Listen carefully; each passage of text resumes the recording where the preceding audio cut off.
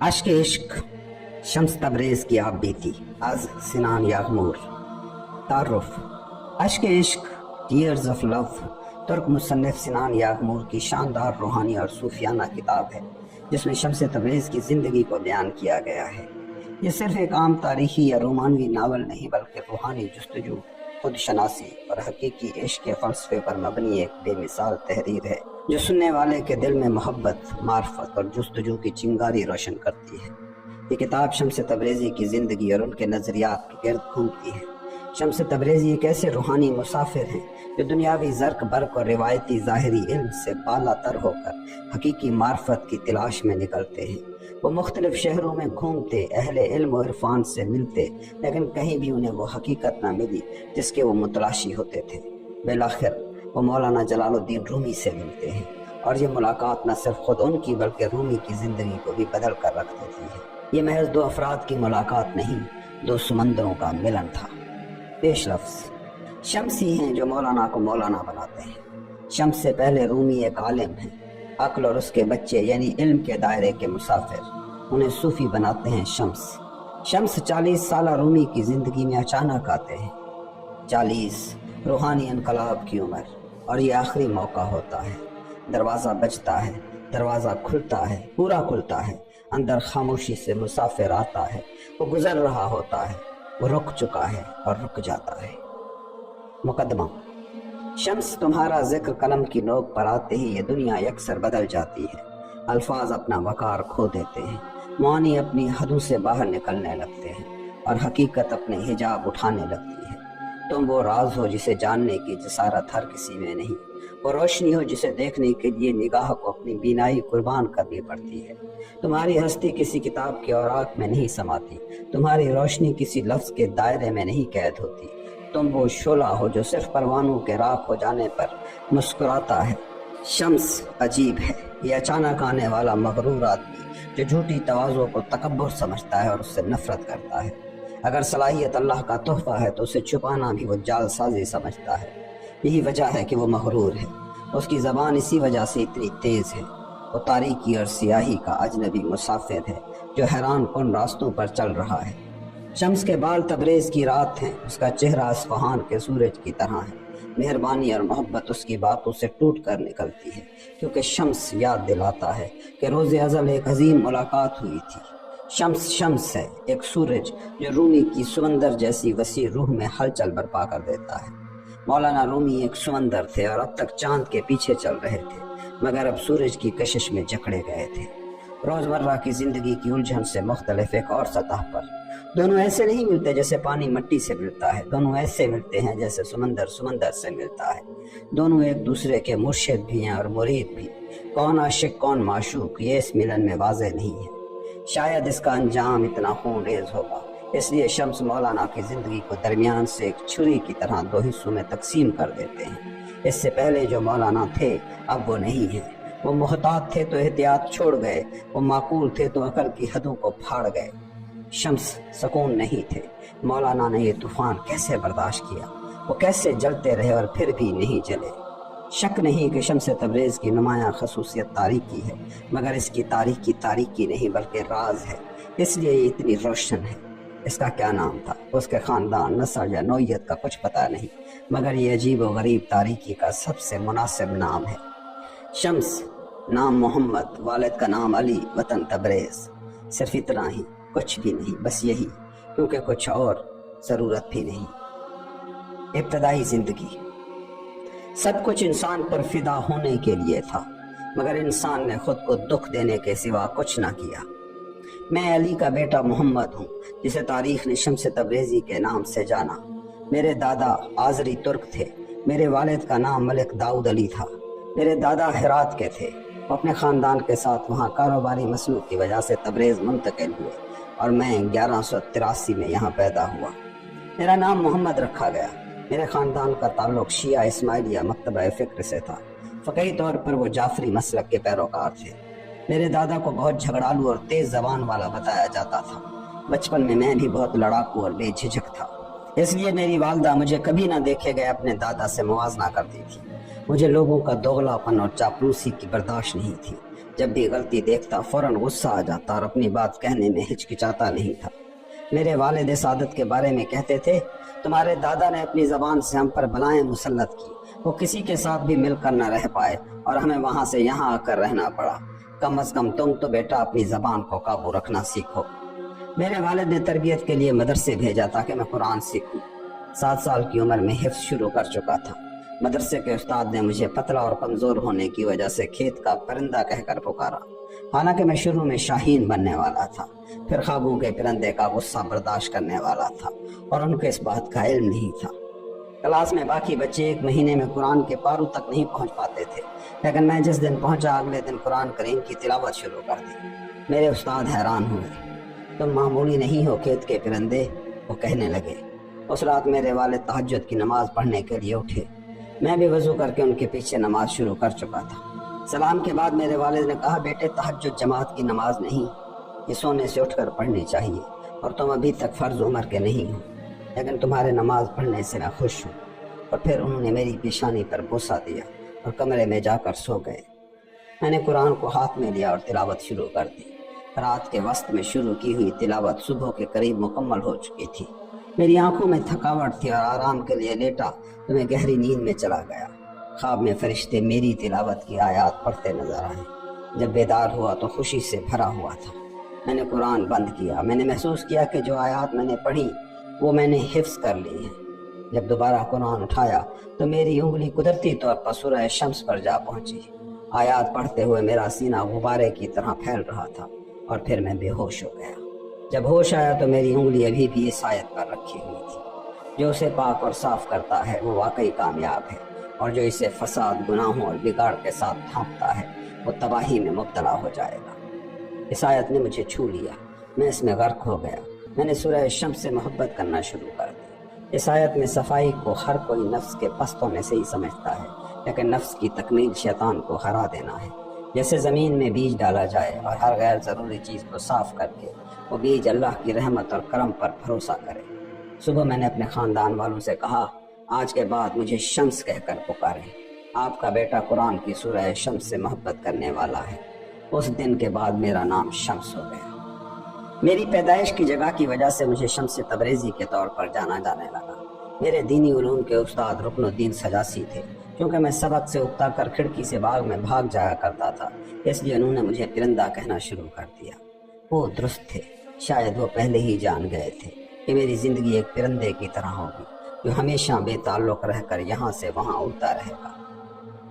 میرے اساتذہ ابو بکر سلفیاف، شیخ کرمانی اور رکن الدین سجاسی ہیں، لیکن ان اساتذہ سے فائدہ اٹھانا میرے لیے تدریس کے طریقے سے زیادہ مجلس محفل میں سوال و جواب کی صورت میں تھا۔ ہماری علمی مجالس میں عموماً مباحثہ ہوتا تھا۔ میری روح کو پوری طرح سے سیراب کرنے والے واحد استاد مولانا تھے۔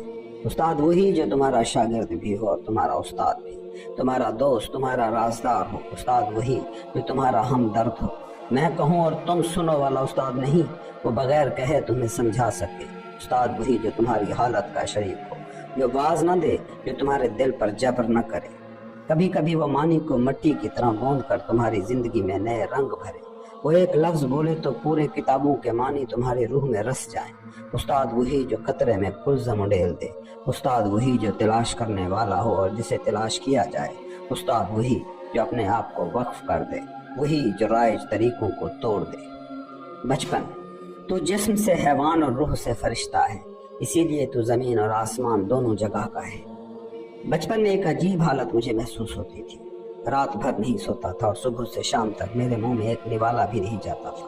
پھر بھی نہ مجھے نیند کی کمی تھی، نہ بھوک کا احساس ہوتا تھا، جیسے کوئی پوشیدہ طاقت مجھے زندہ رکھتی ہے۔ والدہ روٹی، تیل سے بنے ہوئے کھانے، ابلا ہوا گوشت اور مٹھائیاں لے کر آتی، اور جب میں منہ میں ایک نوالا ڈالنے کی کوشش کرتا تو فوراً واپس نکال دیتا۔ کئی دن تک کھانا نہیں کھاتا تھا اور پانی بھی نہیں پیتا تھا۔ جب دوسرے بچے کھیل رہے ہوتے، میں درخت کے نیچے سورج غروب ہونے تک بیٹھا رہتا تھا۔ میرے والد کہتے تھے کہ میں نظر نہ آنے والی مخلوق سے باتیں کرتا تھا۔ اس حالت کو نہ میں سمجھ سکا نہ اور کوئی۔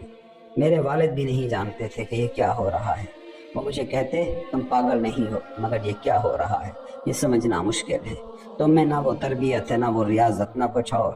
تمہاری والدہ اور خالہ تمہاری حالت پر پریشان ہیں. وہ سمجھتی ہیں کہ تمہیں جنات نے پریشان کر رکھا ہے. انہوں نے مجھ سے کہا کہ تمہیں کسی استاد یا مکتب میں لے جا کر تعلیم دلوا دوں. میں نے کہا تمہیں فکر کرنے کی کوئی ضرورت نہیں. میں نے اپنے والد سے کہا مجھے میرے اندر سے سنو. تم اور میں اس حالت میں ہیں جیسے ایک بطخ کے انڈے کو مرغی کے نیچے رکھا گیا ہو اور اس انڈے سے بچہ نکلے، پھر وہ پانی میں چھلانگ لگا دے اور مرغی بے چین ہو جائے کیونکہ وہ پانی میں جا نہیں سکتی، لیکن بچہ سمندر کی طرف جاتا ہے اور وہ اپنی حقیقت کو پہچانتا ہے. تو اے والد محترم، میں تم سے مختلف ہوں. میرے لیے سمندر کی طرح ایک وسیع منزل ہے. میں سمندر کا پرندہ ہوں اور تم وہ مرغی ہو. میرے والد اس بات پر حیران رہ گئے. وہ سمجھ نہیں پائے کہ یہ کلمات کیوں اور کیسے نکلے. انہوں نے کہا تم اپنوں سے یوں بات کرتے ہو، دشمن سے کیسے کرتے ہو گے؟ ایک مجذوب تھا جو رازوں کے بارے میں باتیں کرتا تھا. اسے آزمانے کے لیے گھر میں بند کر دیا جاتا تھا، لیکن وہ پھر بھی باہر نکل آتا تھا. ایک دن جب میرے والد مجھ سے ناراض ہو رہے تھے، وہ مجذوب آیا. اس نے مکہ ہوا میں اٹھا کر میرے والد کو خبردار کیا اور مجھے اشارہ کرتے ہوئے کہا کیا تم اس بچے کے ساتھ الجھ رہے ہو؟ میں تمہیں اٹھا کر اس بہتے پانی میں پھینک دوں گا. وہ دریا جو ترگول کو بہا رہا ہے اتنی طاقت رکھتا تھا کہ وہ ایک ہاتھی کو بھی لے جا سکتا تھا. پھر مجذوب نے مجھ سے کہا اللہ حافظ اور عزت سے سر جھکایا. پھر وہ وہاں سے چلا گیا. میں اپنے والد کو اپنی نفل عبادات کبھی نہیں دکھاتا تھا. اپنی باطنی حالت اور دنیا کی حقیقت کو میں کیسے ظاہر کرتا؟ میرے والد اچھے اخلاق کے مالک اور بلند مرتبے والے تھے. وہ جب دو لفظ بھی بولتے تو ان کی آنکھوں سے آنسو بہنے لگتے، لیکن وہ عاشق نہیں تھے. اچھے اخلاق ہونا اور عاشق ہونا مختلف باتیں ہیں. تبریز میں کبھی کسی کو اپنے بغیر مرنے نہیں دیتا تھا. جب مجھے یہ پتا چلتا کہ کوئی موت کے قریب ہے، فوراً اس کے پاس جا کر بیٹھ جاتا. اگر چند گھنٹوں کے لیے گھر سے غائب ہوتا تو میرے گھر والے کہہ دیتے اگر کوئی مر رہا ہے تو وہاں دیکھو وہی ہوگا. میں اس سفر کا پیچھا کرتا. مرنے سے پہلے مرنا ضروری ہے. اس لیے کچھ راتوں کو میں اپنے محلے کی مسجد کے جنازے خانے کی تدفین میں جا کر تابوت کے اندر پڑ رہتا اور ساری رات موت کی خوشبو کو اپنے اندر جذب کرتا. میں کبھی بھی نرم بستر پر نہیں سوتا تھا. یا تو سخت لکڑی پر سوتا یا پتھر کے سرانے یا درخت کے نیچے یا تابوت میں سوتا. جب میں کسی خانقاہ یا مسجد جاتا تو کمرے کے ایرانی قالینوں اور دستکاری کی چٹائیوں کو سمیٹ کر ایک طرف رکھتا اور کھجور کی چھال پر سوتا. میری نیند کبھی بھی دن میں 4 گھنٹوں سے زیادہ نہیں ہوتی تھی، اور یہ بھی 1 گھنٹے کے وقفوں میں ہوتی. میری زندگی میں کوئی رات ایسی نہیں گزری جب میں تہجد کی نماز نہ پڑھتا. جوانی کے 4 بنیادی جزو ہوتے ہیں: مٹی کی مہک، کتابوں کی خوشبو، اولاد کی خوشبو اور محبوب کی خوشبو. میری جوانی مگر بے وطن، بے اولاد اور بے محبوب تھی. میری واحد آرزو، میرا واحد مقصود بس ایک تھا: مرشد. میرے اندر کی محبت کی آگ کو اپنی ہتھیلیوں میں سمیٹ کر پکڑنے والا شیخ. میں بھی بلوغت کی عمر کو نہیں پہنچا تھا. میرے والد نے مجھے ایک استاد کے سپرد کر دیا تھا. مجھے دل میں بڑی ہنسی آئی. میں نے سوچا یہاں مجھے روکنے والا کیا ہے؟ یا تو میں بھاگ جاؤں گا یا ان لوگوں کے دماغ خراب کر دوں گا. مدرسے میں وہ شاگرد جو استاد کی ہر بات پر بلبلے کی طرح نظریں جمائے رکھتے تھے مجھے غصہ دلاتے تھے. استاد جو سوال کرتا وہ میں کبھی سنتا ہی نہیں تھا. ایک دن استاد نے ایک سیب ہاتھ میں پکڑ کر ایک طالب علم سے کہا میں نے اللہ کو دیکھا اور اللہ سے سیب مانگا اور اللہ نے مجھے سیب دیا. بایزید بستامی نے اللہ کو اللہ سے مانگا، تم کس کو مانگتے؟ طالب علم نے کہا میں بھی اللہ کو اللہ سے مانگتا، بایزید کی عزت کے لیے. استاد نے مجھ سے بھی یہی سوال کیا. میں نے اس کے سر کی طرف اشارہ کرتے ہوئے کہا میں تمہیں مانگوں گا. استاد نے سر جھکا کر ہلایا لیکن کچھ کہا نہیں. پھر اس کے بعد میں نے کچھ نہ کہا، مگر میرے اندر الفاظ، اظہار اور معنی ایک طوفان کی طرح اٹھنے لگے. ہر بچے میں جو عجیب حالات نہیں پائے جاتے وہ حالات مجھ میں آنا شروع ہو گئے. استاد نے بعد میں میرے والد کو سختی سے ہدایت کی کہ مجھے پڑھانا ہے تو مجھے دمشق کے مدرسے بھیجا جائے. میرے والد نے استاد کی بات مانی اور مجھے دمشق روانہ کرتے ہوئے یوں دعا دی اللہ تمہیں ایسا رفیق دے جو پچھلے اور آئندہ کے علم والے ان کی حقیقتوں کو تمہارے لیے ظاہر کرے. حکمت کے دریا اس کے دل سے تمہاری زبان تک بہہ کر آئے. میرے دور کے مطابق میری غیر معمولی خصوصیات، میرے الفاظ کے ذریعے دوسروں کو چونکا دینے والی شخصیت، وقت کے موجودہ اصولوں اور روایات کے خلاف اٹھنے کی وجہ سے میرے ارد گرد کے لوگ کبھی میری باتوں پر غصہ کرتے تو کبھی دلچسپی لیتے. لوگ جب میری باتوں اور سخت الفاظ کو سنتے تو مجھے عجیب و غریب، برداشت نہ کی جا سکنے والی شخصیت سمجھتے. ان کی یہ تعریفیں مجھے ذرا بھی متاثر نہیں کرتی. شام کے ایک کارواں سرائے میں تھا۔ دوسرے نے پوچھا کیا تم خانقاہ میں نہیں آتے؟ میں کہتا میں خود کو اس قابل نہیں سمجھتا۔ پھر مدرسے میں کیوں نہیں آتے؟ میں کہتا میں بحث کرنے والوں میں سے نہیں ہوں، اگرچہ باتیں میں سمجھ لیتا ہوں مگر بحث و مباحثہ مجھے پسند نہیں، کیونکہ اگر میں اپنی زبان میں بات کروں تو وہ مجھ پر ہنسیں گے، مجھے کافر کہیں گے، مجھ پر کفر کا ٹھپا لگائیں گے۔ میں غریب ہوں، غریب کا مقام تو کارواں سرائے ہی ہے۔ میری ایک عادت ہے، جب بھی کوئی میرے پاس آتا ہے تو میں اس سے پوچھتا ہوں محترم کیا تم بات کرنے آئے ہو یا سننے؟ اگر وہ کہتا ہے کہ میں بات کروں گا تو میں 3 دن 3 راتیں مسلسل اسے سن سکتا ہوں، اور آخر وہ خود بھاگ کر چلا جاتا ہے اور میں بچ جاتا ہوں۔ اگر وہ کہے کہ میں سنوں گا تو میں جواب میں کہتا ہوں پھر ہم دونوں آپس میں ہم آہنگ ہو جائیں گے۔ پھر میں بات شروع کرتا ہوں۔ شام میں ایک مجلس ذکر میں داخل ہوا۔ ایک شیخ اپنے مریدوں کو فنا فی اللہ کی منزلیں سمجھا رہا تھا۔ میں نے غصے سے اس کے پاس جا کر پوچھا تم اللہ کو کہاں کہاں دیکھتے ہو؟ حسینوں کے چہروں میں اللہ کا عکس دیکھتا ہوں، وہ چہرے آئینے کی طرح ہیں، اور پانی اور مٹی میں بھی دیکھتا ہوں۔ چلے جاؤ احمق، جب تم اللہ کو پانی اور مٹی کے آئینے میں دیکھتے ہو تو خود اپنے دل اور روح کے آئینے میں کیوں نہیں دیکھتے؟ میں نے یہ کہا تو مریدوں نے مجھے ایک مجذوب سمجھا اور مجھ پر حملہ کرنے کو دوڑے، مگر اسی دوران وہ شیخ جو زمین پر بیٹھا تھا دوڑتے ہوئے آیا اور میرے قدموں میں گر کر کہا اللہ تم سے راضی ہو، یہ کہہ کر مجھے چومنے لگا۔ شیخ نے مجھے اپنی درگاہ میں رکنے کی بہت درخواست کی، لیکن میں بے توجہی سے وہاں سے چلا گیا۔ شام کے مشہور تصوف کے استاد رکن الدین سے میں نے طلب علم کیا، لیکن مجھے یقین نہیں تھا کہ وہ میرے دل کی بے قراری کو سکون دے پائیں گے۔ میں نے ایک دن ان سے سوال کیا استاد عشق کیا ہے؟ انہوں نے کہا وہ شراب جو پی کر سرور حاصل کیا گیا، وہی شراب کسی ساکن کی مدھم نظریں بناتی ہے، اور جہاں کہیں بھی دل کا دکھ ہو وہ سب اکٹھا کر لو، اسے عشق کہتے ہیں۔ پھر عشق کی تلخ دھار سے کون شہد بناتا ہے؟ بیٹے اس شہد کو یہاں نہ تلاش کر، یہ تمہیں کونیا میں ملے گا۔ کس میں؟ عشق کے پیر میں۔ وہ پیر ایسا ہے کہ تم خود اس کو پکاؤ گے۔ اسے کیسے پہچانوں گا؟ اس کا نشان کیا ہوگا؟ وہ تمہیں خود ملے گا۔ ایک قافلہ شام آ رہا ہے، اس کا استقبال کرو، ہر قافلے سے پوچھو کہ وہ تمہارے عشق کا حقیقی رہبر ہے۔ عشق کی تلاش تمہیں کتابوں میں یا دنیا کے رستوں میں نہیں بلکہ تمہارے اندر موجود حقیقت میں ملے گی۔ جوانی کی عمر میں ملکوں، شہروں اور دیسوں میں پھرتا رہا، افغانستان، آذربائیجان، ہندوستان، چین کی خاک چھانی، کوئی ملک مجھے دلکش نہ لگا۔ ایک آوارہ پرندے کی طرح ایران، عراق، شام ہوتا ہوا مقدس سرزمینوں تک پہنچا۔ محمد صلی اللہ علیہ وسلم کی روشنی سے معطر مکہ اور مدینہ میں پہنچا۔ جب خانہ کعبہ کا طواف کر رہا تھا تو دعا کی اے میرے رب مجھے وہ مرشد دے جو تیرے عشق کی آگ کو جلا دے۔ مقدس شہر میں حضور اکرم صلی اللہ علیہ وسلم کی زیارت کے دوران میرے اندر عجیب کیفیتیں پیدا ہوئیں، وہاں میں مجتمع ہو چکا تھا۔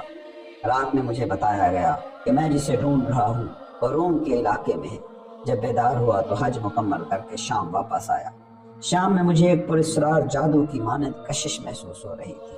ایسا لگ رہا تھا کہ جسے میں ڈھونڈ رہا ہوں، جسے میرے اندر سے ایک آواز پکار رہی ہے، وہ دمشق کی گلیوں میں ہی ہے۔ عرفات کا تعلق اس ملاقات سے تھا۔ عرفات وہ جگہ ہے جہاں آدم و حوا مختلف جنتوں سے آ کر ملاقات کرتے ہیں۔ عرفات وصال کی جگہ تھی۔ میرا عرفات کب ہوگا یا ربی؟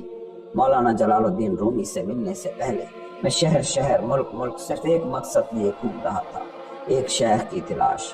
میں جس شیخ سے ملتا ان سے عشق کے بارے میں سوال کرتا، اور ہر شیخ میں وہ بات نہ پاتا جس کی میں تلاش میں تھا، اس لیے میں نے اپنی آمادگی کو محفوظ رکھا۔ عشق کی تلاش نے مجھے کونیا کی طرف کھینچا۔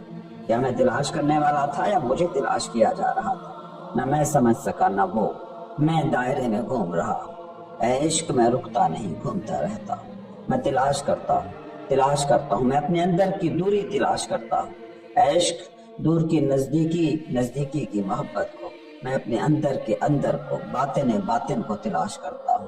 اے عشق اندر کی میں جو تجھے تلاش کرتا ہوں، میں تجھ میں جو ہوں، تجھ میں جو میں ہوں، دونوں کو تلاش کرتا ہوں۔ نہ میرے اندر نہ تیرے اندر، جو تیرے اور میرے اندر کی حالت ہے اسے تلاش کرتا ہوں۔ ایک کامل قبولیت، ایک سکون، ترک مزاحمت، ایک قربانی، ایک فنا، ہاں میں وہی تلاش کرتا ہوں۔ اے عشق، عشق میں جلنا، عشق میں بدلنا، عشق میں محسوس کرنا، عشق میں ادراک، عشق میں مٹنا، میں یہ تلاش کرتا ہوں۔ اپنے اندر کی قربت کو، قربت میں اپنی ذات کو، اپنے اندر تجھے، میں یہ تلاش کرتا ہوں۔ घूम रहा हूँ ऐ इश्क घूम रहा हूँ। मेरे अंदर एक आग है ऐ इश्क, मेरे दिल में आग है। मेरी आंखों में आंसू हैं, दिल में आग और आंखों में दरिया बह रहा है। मैं तलाश कर रहा हूँ ऐ इश्क मेरे अंदर की आग में। मैं इस आग में हजरत इब्राहिम को तलाश कर रहा हूँ जो जल कर भी न जले। तलाश करते हुए मैं आंखों के सैलाब में भीग रहा हूँ। न वो आग न वो आंसू दिल के घर को साफ करते हैं। ऐ आंख बेवकूफ, दिल के कमरे में पानी लेकर आ।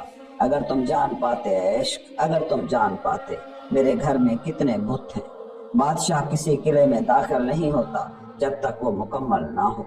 तुम कहते हो हजरत इब्राहिम, मैं सुनता हूँ, लेकिन ऐ इश्क कौन सी कुर्बानी हमें पाक करेगी, कौन सा बकरा।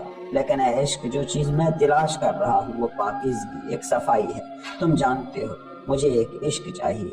मेरे घर में कितनी आग है ऐ इश्क, मुझे एक ऐसा इब्राहिम चाहिए जो आग का दोस्त हो।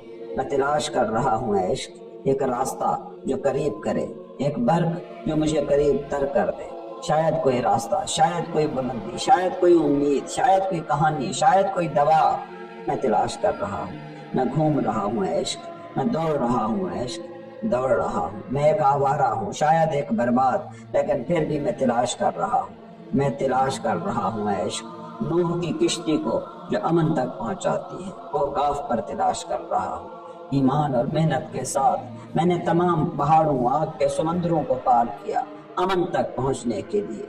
नूह को तलाश कर रहा हूँ, अपने हाथ छोड़ चुका हूँ, इधर उधर घूम रहा हूँ जैसे मैं एक आवारा हूँ, लेकिन मेरा दिल खुला है।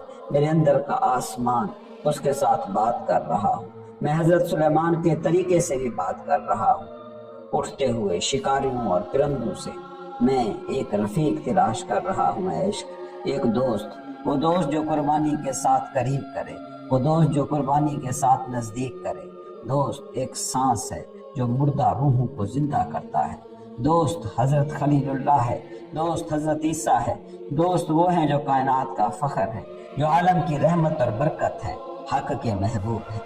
मैं एक रफीक तलाश कर रहा हूँ ऐ इश्क, एक दोस्त।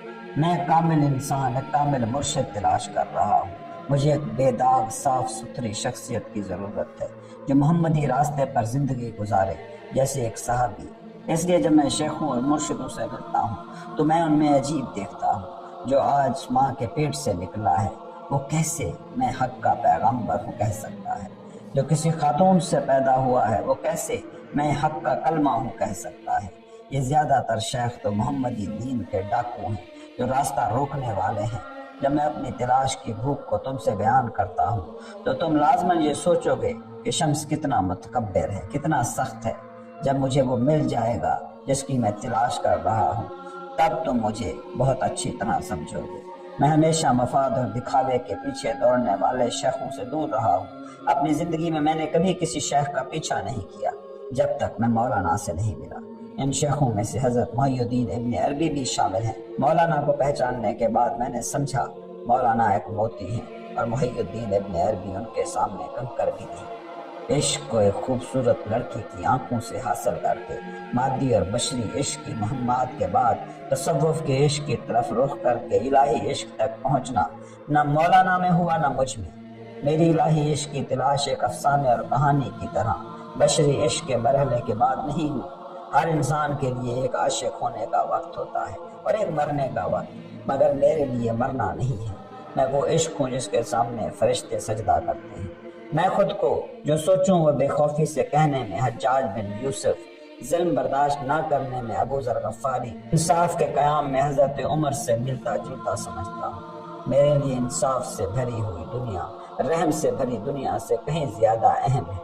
लोगों के साथ एक दूसरे से मुलाकात में मैं धीमी आवाज में आहिस्ता बात करता था, लेकिन जब अवाम के सामने आता तो हज्जाज बिन यूसुफ की तरह बात करने को तरजीह देता। हज्जाज की मशहूर कूफा की तकरीर मुझे हमेशा पसंद रही है। उसकी आवाज का लहजा ऐसा था कि हर कोई कांप उठता था। उसकी जिंदगी में एक बार भी उसका चेहरा नहीं मुस्काया। उसके भारी कदमों से चलने की रफ्तार, और जब वो अवाम के सामने आता तो जबान गुम हो जाती थी। हज्जाज ने अपने तौर पर कूफा का गवर्नर बनने की दरखास्त की। खलीफा उसे मुकर्रर नहीं करना चाहता था, मगर कूफा में कोई भी गवर्नर ज्यादा देर तक नहीं रुकता था। हर जाने वाला गवर्नर एक माह में ही भाग जाता।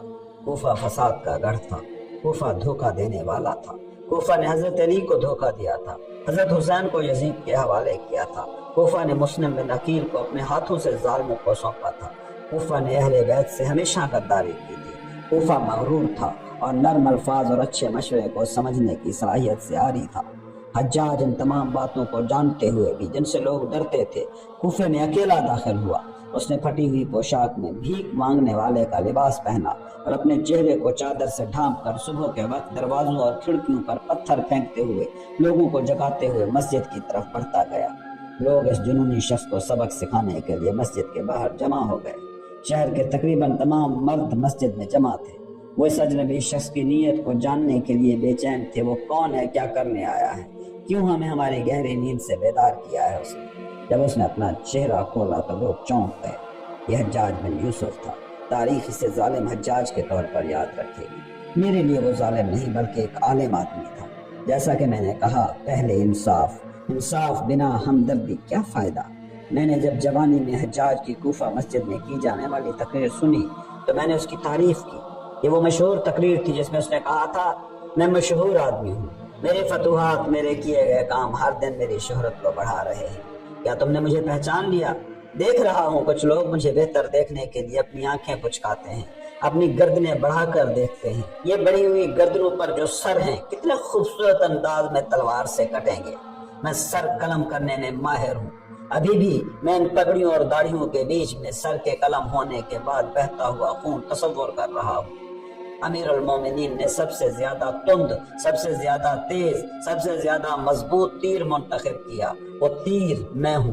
اے راکیو، اے بے وفا اور غدارو، تمہارا دل خراب ہے۔ میں ایسا نرم دل انسان نہیں ہوں جسے نرمی سے باندھ لیا جائے۔ اے غلاموں کی نسلو، میں حجاج بن یوسف ہوں۔ میں تمہیں دھمکیاں دے کر وقت ضائع نہیں کرتا۔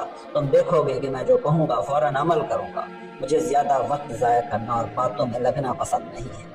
اب سے کسی بھی جگہ میں تمہیں کسی مجمع کی صورت نہ دیکھوں۔ اجتماع تم سب پر اس کی پابندی ہے۔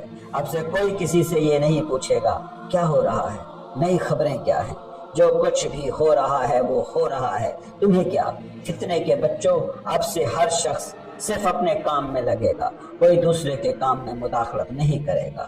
جو بھی شخص میری گرفت میں آئے گا اس کا برا حال ہوگا۔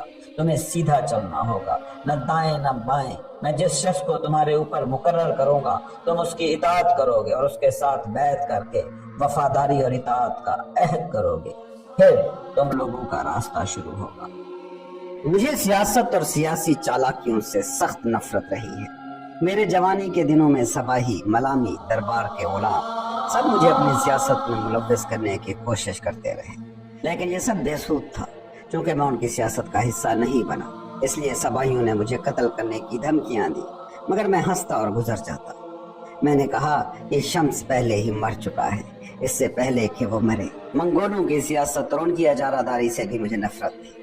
سیاست شیطان کا پانی ہے۔ اگر تم اپنے ہاتھوں کو صاف کرنے کے لیے پانی میں ڈالو تو تمہاری ساری روح اور جسم شیطان کے حوالے ہو جائیں گے۔ میں نے کبھی بھی لکھنے یا لکھوانے کو پسند نہیں کیا۔ میں ہمیشہ بغیر سوچے سمجھے بات کرتا تھا، جو ذہن میں آتا اسی وقت کہہ دیتا۔ کبھی کبھار اچانک آواز بلند کرتا اور سننے والے چونک جاتے۔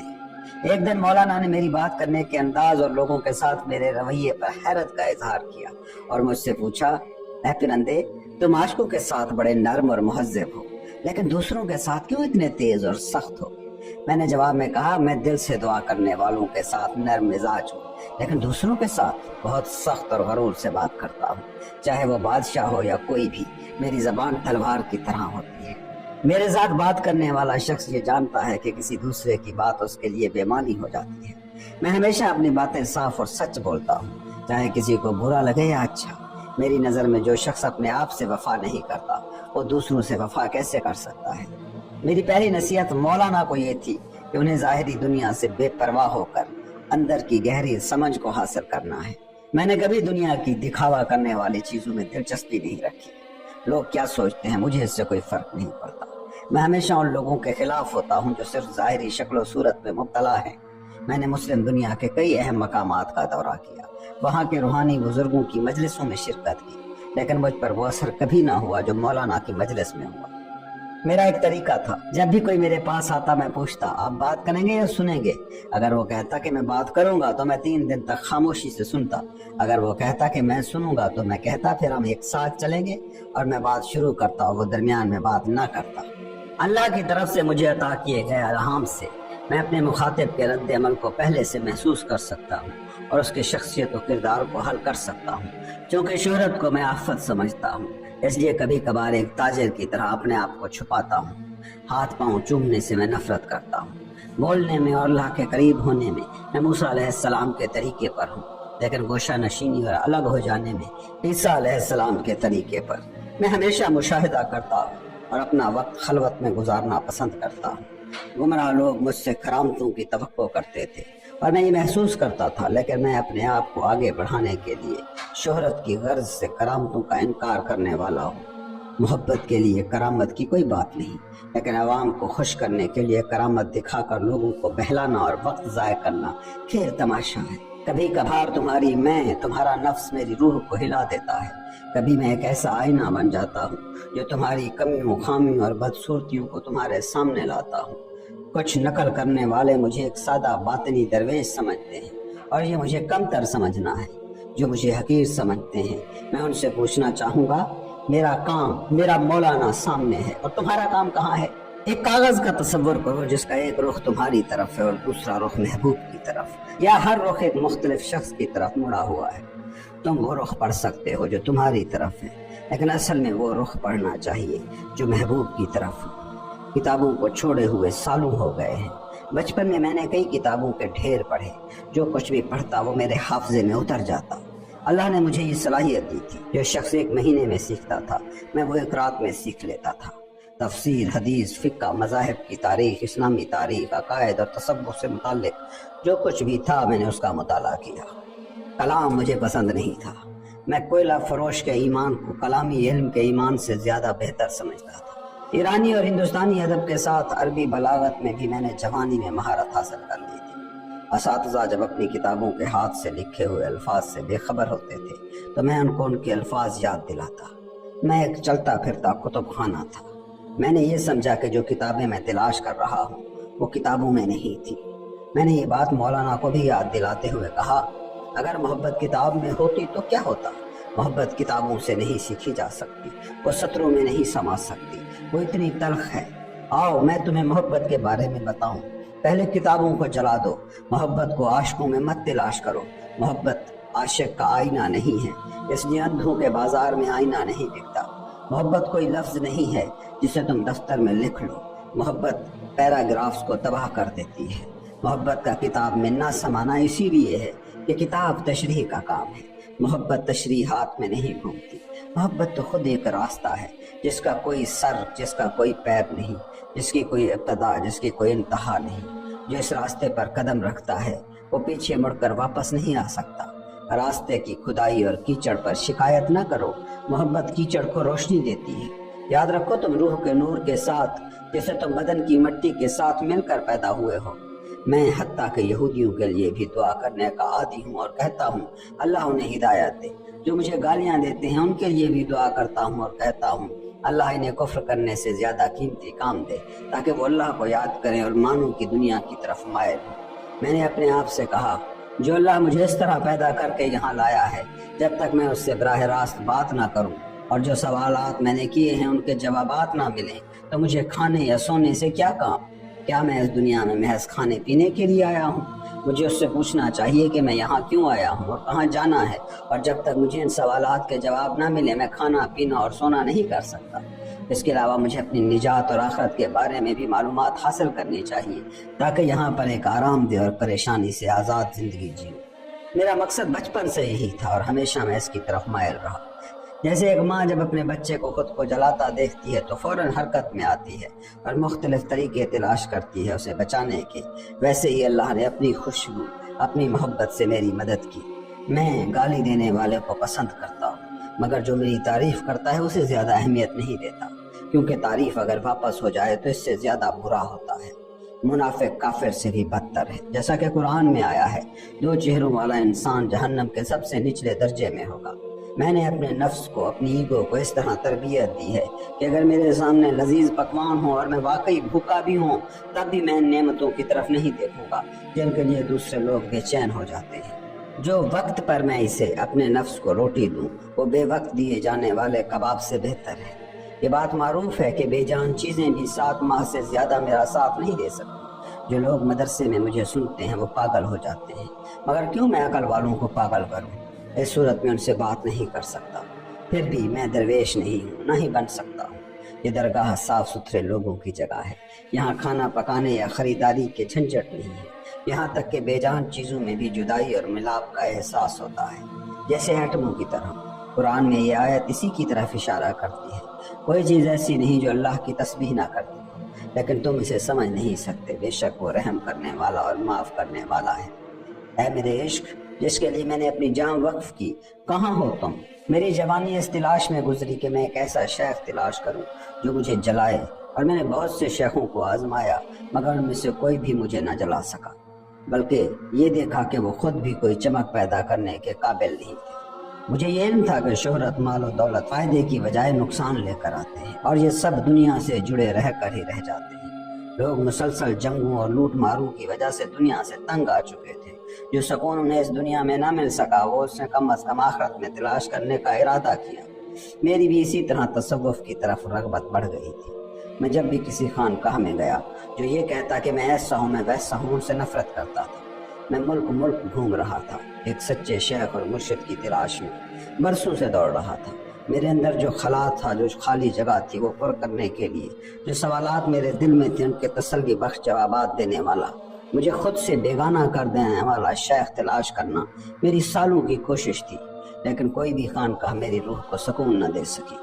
یہ سلسلہ یوں ہی چلتا رہا اور میرے اندر کی خالی جگہ بڑھتی گئی، لیکن میں نے امید کا دامن نہیں چھوڑا۔ یوں عمر 60 سال تک پہنچ گئی اور میری کالی داڑھی میں سفید بالوں نے جگہ بنا لی۔ میرے جسم پر ایک چمڑے کی چادر تھی، ہاتھ میں ایک عصا تھا اور سر پر ایک ٹوپی نما کلاه تھی۔ کچھ جگہوں پر محنت مزدوری کرتا، اپنی ضرورتوں کو پورا کرتا اور کسی سے کچھ نہیں مانگتا۔ زیادہ تر مجھے بھوکا رہنا پڑتا، لیکن میں اپنے نفس سے مذاق کرتا رہتا۔ میں نے اپنے نفس سے، اپنی ایگو کے ساتھ کیا کچھ نہ کیا۔ کبھی درخت کی شاخوں پر رات گزارتا، کبھی چٹان پر سوتا، اور اکثر ان جگہوں پر جہاں میں جاتا دفن کرنے والے کے کمرے میں پڑا رہتا اور صبح کی اذان کے ساتھ مسجد چلا جاتا۔ جب مجھے جو تم ڈھونڈ رہے ہو وہ کونیا میں ہے کا پیغام آیا تو ایک دم میرے دماغ میں ماضی کی 2 یادیں جاگی۔ ان میں سے پہلی یاد یہ تھی کہ میں نے بلخ سے بڑی تعداد میں ہجرت کرنے والے ایک قافلے کو دیکھا تھا جو شام سے گزر رہا تھا، اور وہ قافلہ میری توجہ کا مرکز بن گیا تھا۔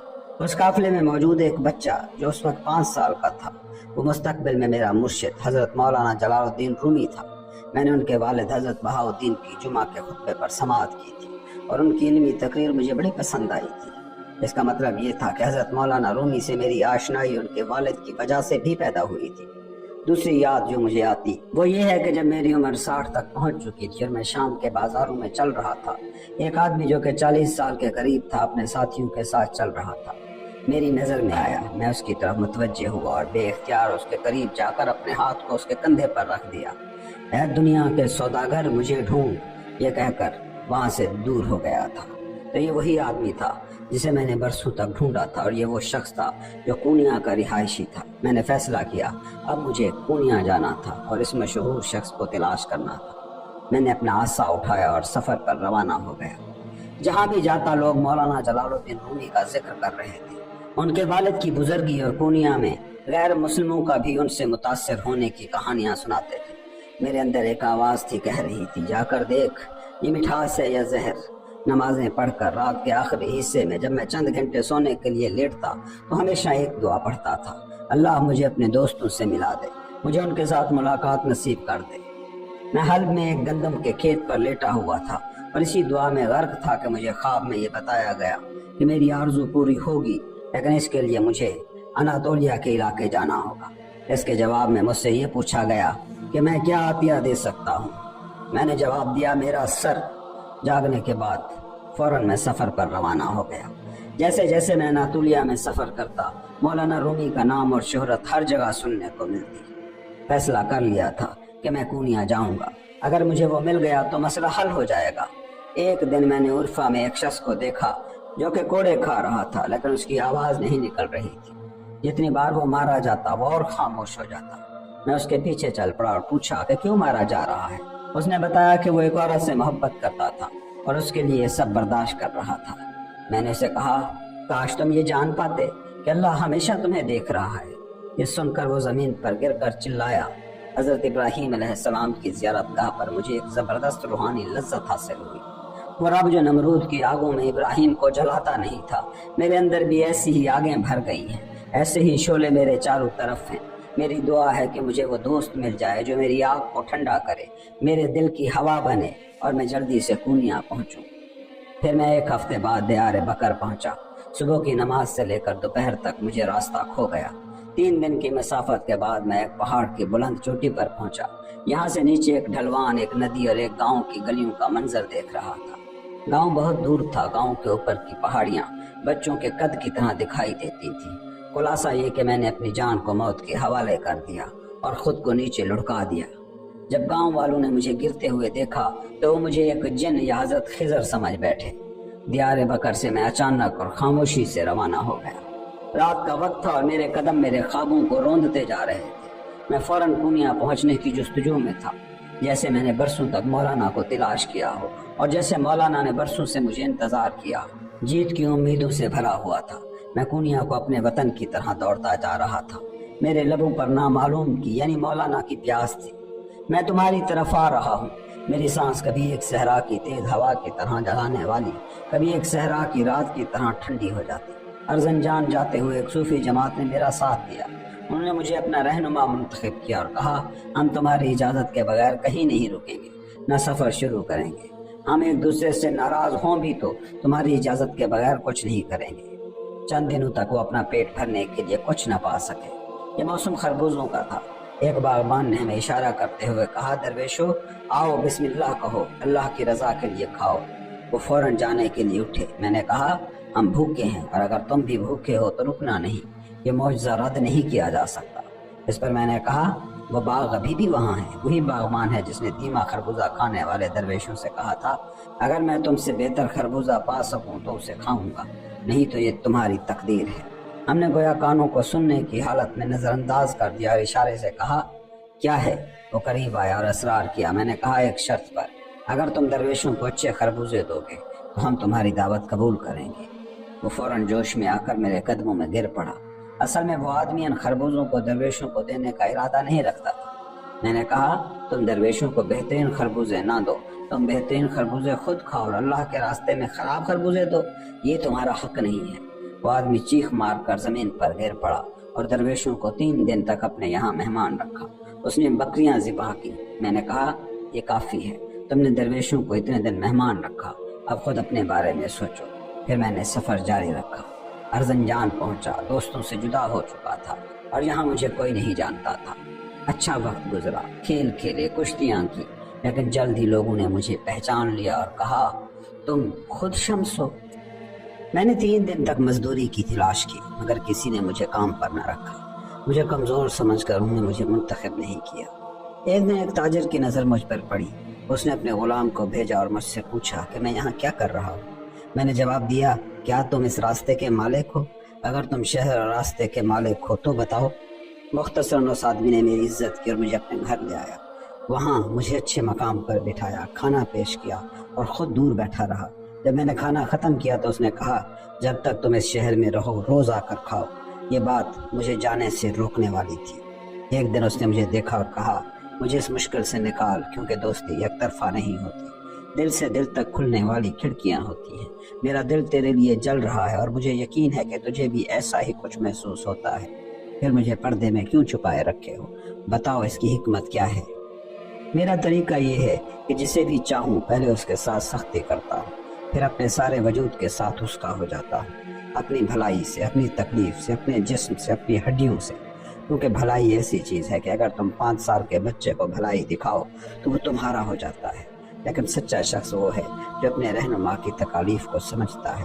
وہ جانتا ہے کہ اس نے کس طرح مشکلات کا سامنا کیا اور کیسے صبر کیا، حتیٰ کہ یہ بھی سمجھتا ہے کہ ان مشکلات کے بعد اس کا کیا عروج آیا ہے اور اس کے رہنما کو کہاں لے جایا جائے گا۔ وہ جانتا ہے کہ اس کے راز کیسے کھلے اور وہ کس طرح فنا سے نہیں ڈرا بلکہ تکالیف بلکہ ہزاروں مشکلات کے ساتھ ان کا سامنا کیا۔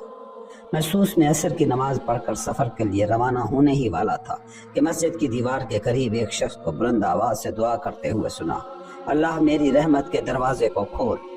کیا اللہ کی رحمت کا دروازہ بند ہے کہ تم کھولنے کی دعا کر رہے ہو؟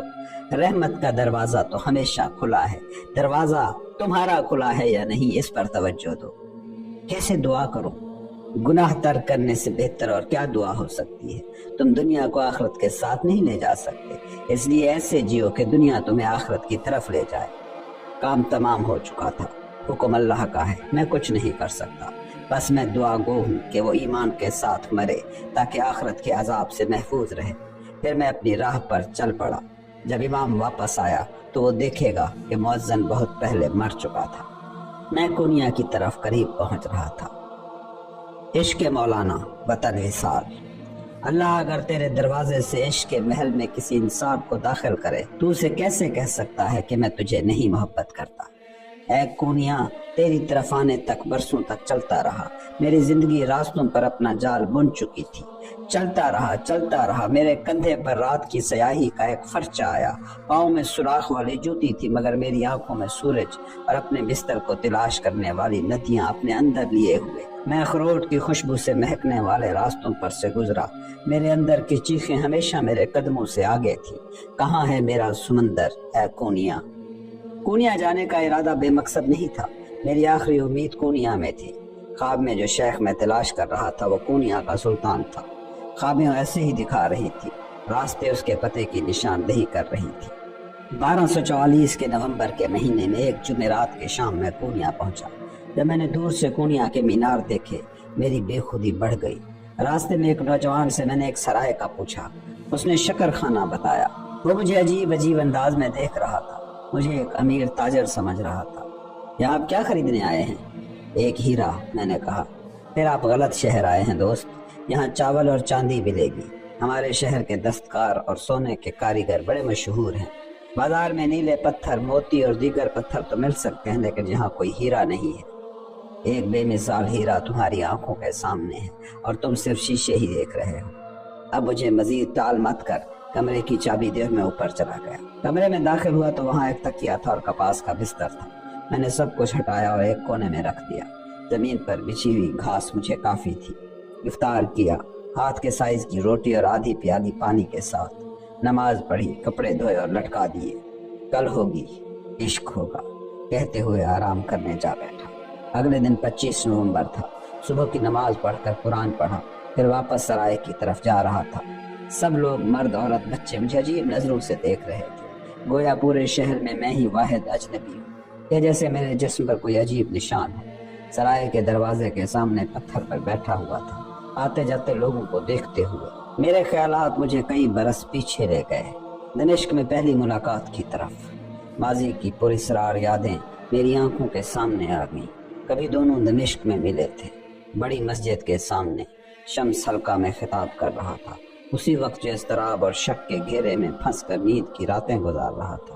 مولانا اس آواز کے حامل کو سننے کے لیے قریب پہنچے۔ آواز کسی دوسری دنیا سے آ رہی تھی، ایک پراسرار دنیا سے۔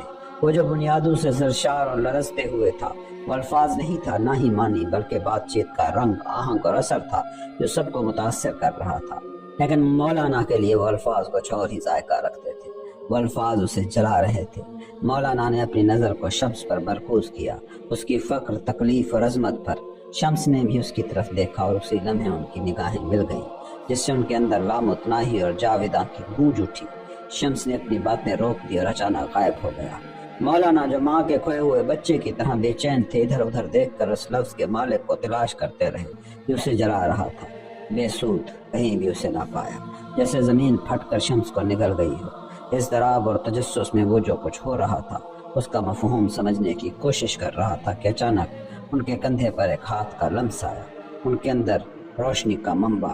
اے دنیا کے تاجر، مجھے ڈھونڈو، اس نے کہا، پھر ایک خیال کی طرح دوبارہ غائب ہو گیا۔ سب اس ہونے والے حالات میں حیرانی کی حالت میں تھے۔ مولانا نے اپنے دل میں ایک بے بیان جلنے کا احساس کیا۔ اپنی بے چینی کو پرسکون کرنے کے لیے وہ بڑی مسجد کی سیڑھیوں پر بیٹھ گئے۔ थोड़ी देर में ये वाक़या मिट कर भूल गया। उसके ख्वाबों में घूमते तूफान ने मौलाना को तवील अरसे तक दमिश्क में नहीं रखा। फिर वो कूनिया वापस लौट आए।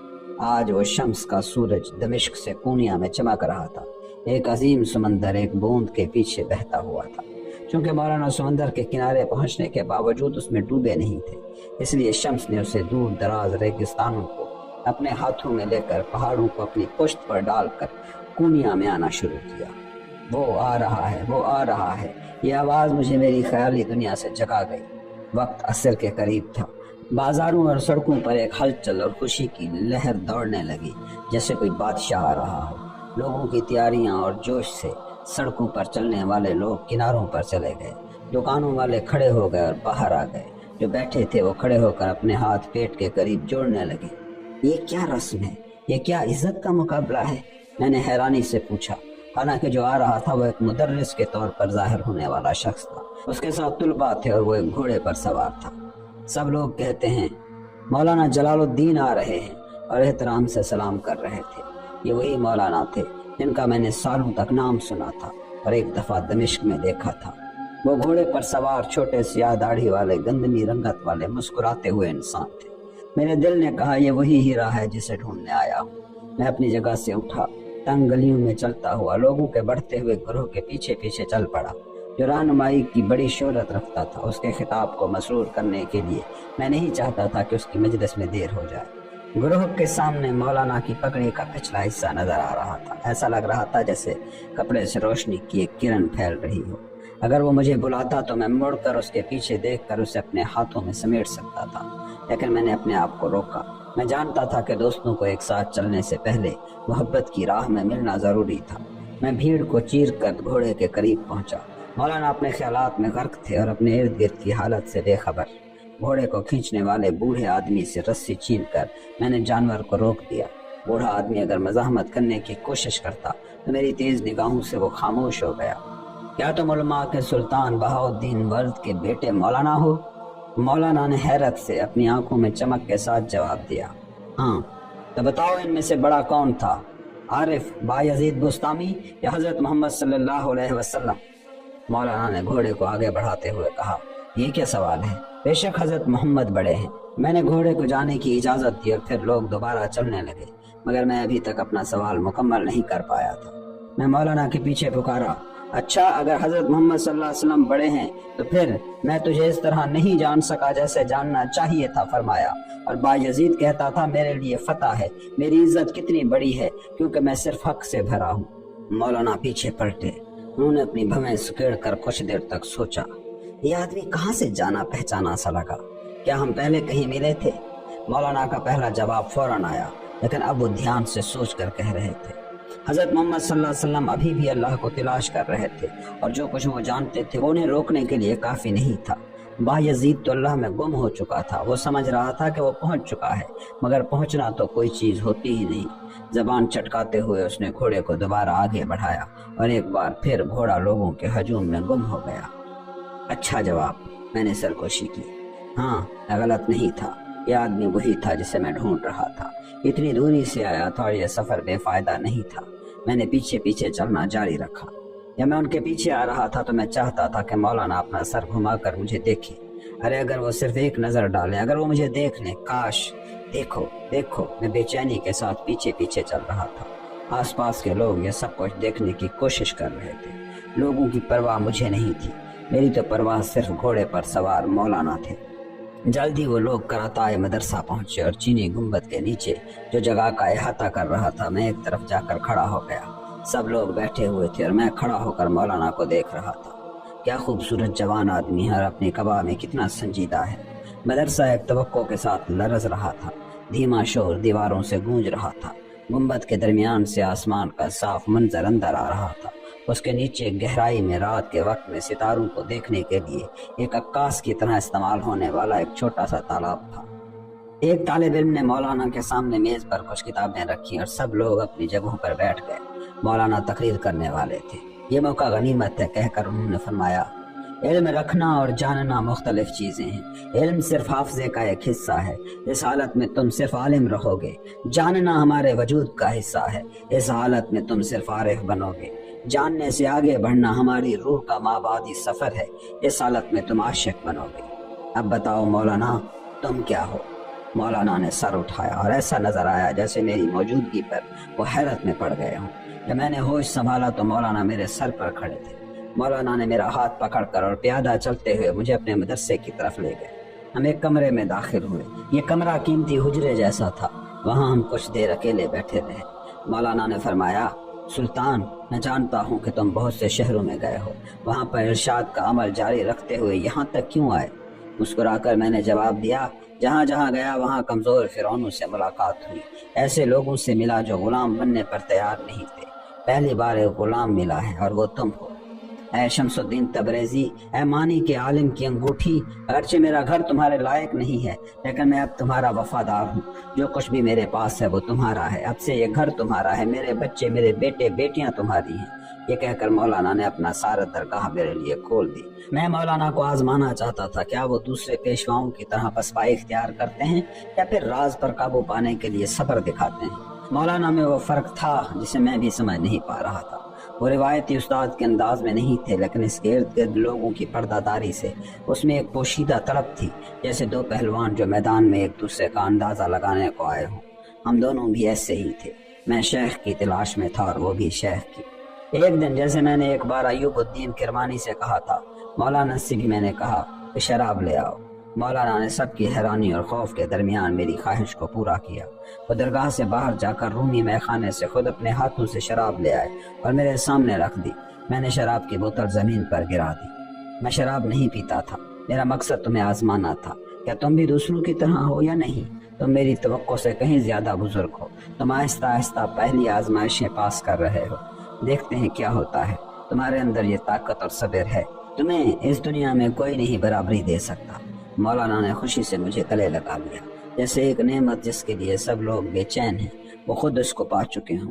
اس خوشی میں انہوں نے مجھے گلے سے لگا لیا۔ اس لمحے جیسے برسوں کی تھکاوٹ اور پہاڑوں کا بوجھ مجھ سے اتر گیا۔ میں نے اللہ کا شکر ادا کیا کہ اس نے اتنے سالوں بعد مجھے ایسا رفیق دیا۔ میں اٹھا اور 2 رکعت شکرانے کی نماز پڑھی۔ مولانا کا چھوٹا سا مدرسہ اب عشق اور معانی سے بھر چکا تھا۔ اس دن تک جو مولانا جلال الدین کی حیثیت تھی، وہ ایک مدرس تھا جو اپنے طلباء کو درس دیتا، مساجد میں وعظ کرتا اور عوام کے مسائل حل کرنے کے لیے فتویٰ دیتا۔ اب وہ ہر چیز اور ہر شخص سے دور میری محفل کی لذت سے لبریز عشق کے دسترخوان پر بیٹھا دل بھر کے پی رہا تھا۔ اگر میں مشرق ہوتا، مغرب ہوتا، آسمانوں تک پہنچ جاتا تو اس سے کوئی نشان نہ پاتا تو زندگی کی کوئی علامت بھی میرے لیے نہیں ہوتی۔ میں ملک کا زاہد تھا، منبر میرا تھا، میری کرسی تھی۔ اب وہ دل کی بیماری جو مجھے تیری محبت میں مبتلا کر چکی ہے، مجھے ایک عاشق بنا چکی ہے۔ تو، میں، وہ میں، یہ سب کہاں ہیں؟ پھر تجھ سے تجھ میں کیا ہے مولانا؟ ایک دن میں مدرسے کے حوض کے کنارے بیٹھا ذکر کر رہا تھا۔ مولانا کتابوں کے ساتھ میرے پاس آئے۔ میں جانتا تھا وہ جب سے یہاں آئے تھے کتابوں کو ہاتھ سے نہیں چھوڑتے تھے۔ دل میں سوچا، افسوس، یہ گم شدہ چیزیں ان کاغذوں میں تلاش کرنے کی کوشش کر رہے ہیں۔ سالوں سے پڑھا ہے، کیا حاصل ہوا؟ تب مسکرا کر سلام کہا اور میرے ساتھ بیٹھ گئے۔ کیا تم نے ان کتابوں کو بہت پڑھا ہے؟ ہاں، رات دن پڑھ رہا ہوں۔ تو پھر کیا حاصل ہوا؟ دکھاؤ ان میں کیا ہے۔ یہ تمہارے والد کی لکھی ہوئی ہے؟ ہاں، مرحوم والد کی محنت کا نتیجہ ہے۔ یہ وہ کتاب ہے جو تم نے بچپن میں تحفے کے طور پر لی تھی، اسرار نامہ۔ ہاں، اور وہ جلی ہوئی کاغذوں کی مانند متنبع کے اشعار۔ ہاں، اچھا، مجھے یہ جتنی کتابیں ہیں دے دو۔ وہ تمام کتابیں میرے ہاتھ میں دے گئے۔ میں نے ایک ایک کر کے کتابوں کو پانی میں پھینکنا شروع کیا۔ اس دوران ان کے پیروکار جو یہ سب دیکھ رہے تھے شش و پنج میں پڑ گئے۔ مولانا نے دیکھا کہ ان کی محنت سے لکھی ہوئی کتابیں ایک ایک کر کے حوض میں جا کر غرق ہو رہی تھی اور حوض ایک سیاہ رنگ کی دلدل کا منظر پیش کر رہا تھا۔ وہ رونا شروع ہو گئے۔ درویش ایک ایک کتاب کو پانی سے نکالنے کی کوشش کر رہے تھے، لیکن میں نے آواز بلند کر کے کہا، تم سب وہیں کھڑے رہو، مداخلت نہ کرو، اپنی راہ لو۔ مولانا حوض میں گھٹنوں کے بل بیٹھے اپنی محنت سے لکھی ہوئی کتابوں کو دیکھ کر روتے ہوئے اپنے گھٹنے پیٹ رہے تھے۔ میں مسکرا کر انہیں دیکھ رہا تھا۔ پھر حوض میں اتر کر ایک ایک کتاب اٹھائی اور کہا، یہ جو کتاب ہے، یہی کتاب تمہاری نہیں؟ یہ دیکھ کر وہ حیران ہوئے۔ اسرار نامہ پانی میں ڈوبی ہوئی لیکن بالکل صاف، جیسے کتب خانے کی کسی الماڑی سے نکالی گئی ہو۔ عشق کا علم مدرسے میں نہیں سیکھا جا سکتا اور یہ کاغذوں پر نہیں آ سکتا۔ اگر تمہارا ارادہ عشق کو سمجھنا ہے تو تم نے سالوں تک پڑھا اور کیا سیکھا؟ تمہارے ہاتھ میں یہ کتابیں دوبارہ نہیں دیکھنی چاہیے۔ تم میں یہ وہ فلاں نے یہ کہا فلاں نے وہ بیان کیا، تو پھر تم میں خود کیا ہے؟ مولانا کب تک تم دوسروں کی اپنے والد کی چھاؤں میں رہ کر سکون پاتے رہو گے؟